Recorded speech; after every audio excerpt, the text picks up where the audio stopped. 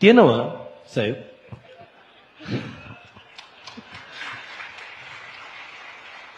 आज इथं मिसळ कट्ट्यावर आलायसा, खरोखर तुम्हाला मिसळ आवडते का हो? ह्यो पहिला प्रश्न.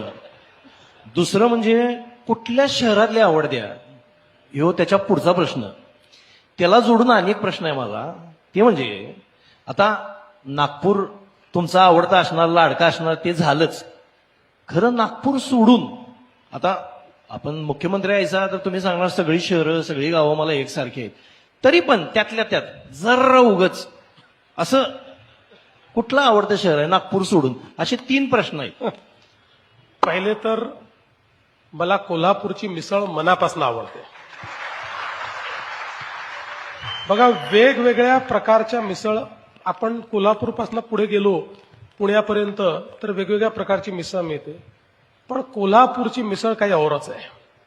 त्यामुळे अगदी ती मला मनापासून आवडते. आणि तुम्ही जो दुसरा प्रश्न विचारला, हे खरंच आहे की नागपूरच्या व्यतिरिक्त अनेक शहरं मला आवडतात. प्रत्येक शहराचा एक मला असं वाटतं वेगळा बाज आहे. आता कोल्हापूरमध्ये सगळ्यात चांगलं काय बघा, इतर कुठल्या शहरामध्ये आपण गेलो तर लोक काय कसं काय वगैरे विचारतात, कोल्हापूरमध्ये जेवलास का विचारतात. हे कुठेच विचारणार नाही. ही आपुलकी आहे का कुठे? म्हणजे बाबा, माणूस जेवलेला वगैरे असला की तो चांगला, जरा मूडही चांगला असतो.